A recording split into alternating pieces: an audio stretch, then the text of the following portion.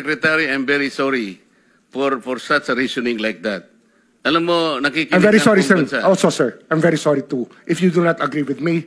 But I respect your opinion, sir, and we will carry out our job as we deem fit, as we see. Mr. Chair, I said that the I country am not needs. expressing an opinion here. I am articulating the provision of law. You do not change the provision of law, Mr. Secretary.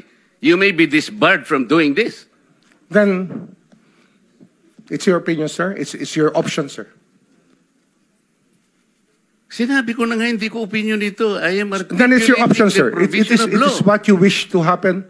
That you may proceed Ikaw ang with what you nagbibigay wish. ng opinion, nilalagay mo yung restitution to test the goodwill of a possible applicant. It is not in the law. Unless you are able to point out the provision of law that it come before. Hindi ganun eh. Sabi mo na nga, and we admitted, impliedly instituted ang civil liability, but this will come eventually after the court has pronounced kung magkano ibabalik niya kung meron man. Not before. Thank you, Mr. Chair. Are you done, Senator Marcoleta?